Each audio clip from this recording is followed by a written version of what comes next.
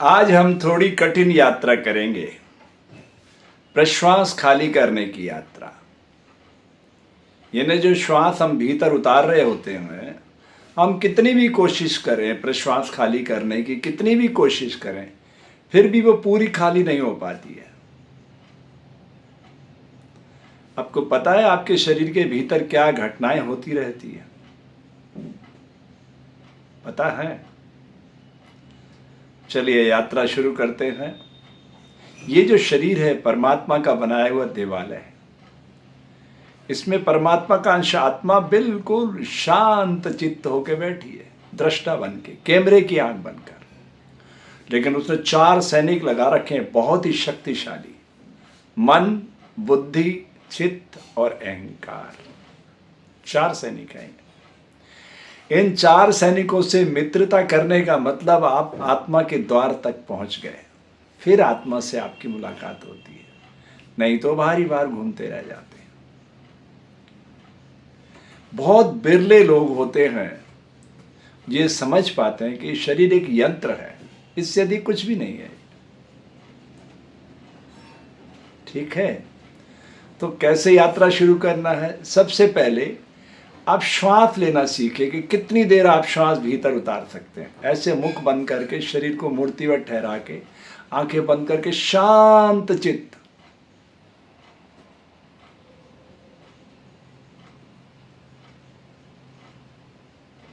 इस बैलून को फुलाना है, पैर से लेके सिर तक फुलाना है, लेते ही जाना है, लेते ही जाना है कि बस अब और नहीं ली जा रही मेरे से श्वास। तब धीरे धीरे वैसे ही प्रश्वास छोड़ना है।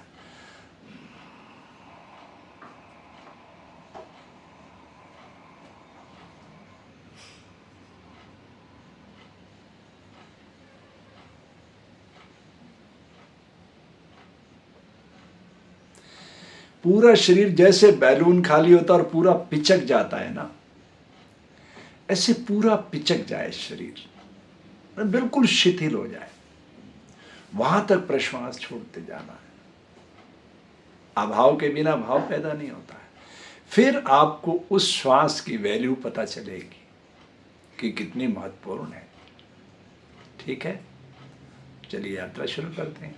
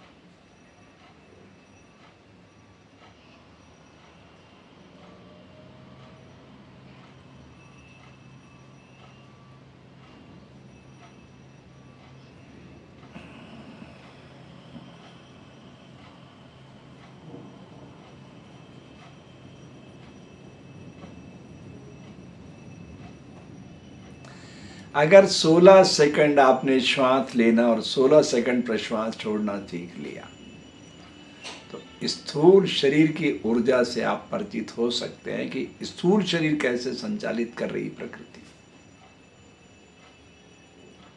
उसका ये केंद्र है मुख। यहां तक पूरी स्वतंत्रता है आपको, कोई रुकावट नहीं। लेकिन हर घटना का एक परिणाम है। जीवन एक प्रतिध्वनि है, देर सबेर सब कुछ आपके पास ही लौट के आ रहा है।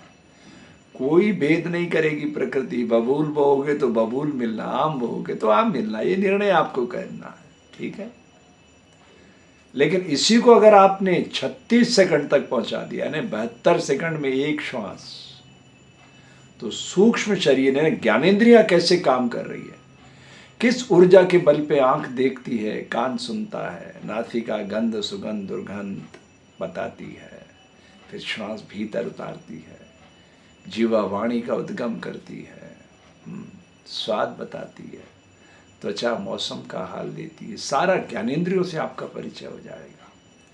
और अगर 108 सेकंड, फिर तो आप कारण जगत में पहुंच गए, फिर तो ये सब स्वरूप ही आपके हैं, सारा जगत आपका, अहम ब्रह्मास्मि।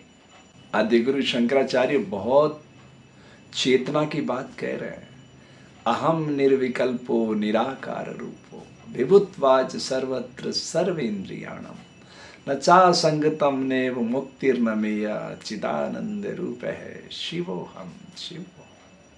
तो योग के जनक योगेश्वर भोलेनाथ बाबा है, और आदि गुरु शंकराचार्य परंपरा उसी को लेके आगे बढ़ रही है।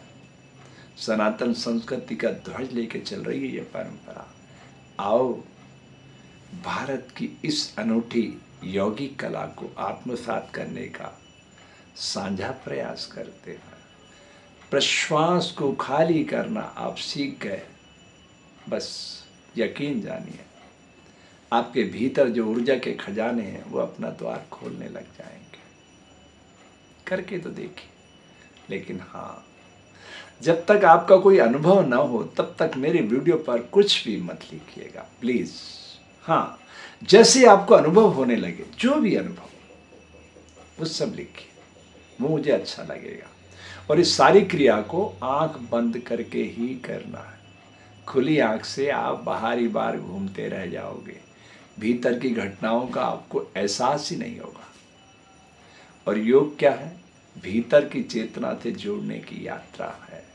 शरीर को प्राण से जोड़ना है, प्राण को विचार से जोड़ना है। ठीक है, अभी तक आपने हमारा ये योग दर्शन केंद्र यूट्यूब चैनल सब्सक्राइब नहीं किया तो कर लीजिए। ये एक सरल तरल मानव को धरती पर लाने का अभियान है। आपके मंगल की कामना करता हूँ।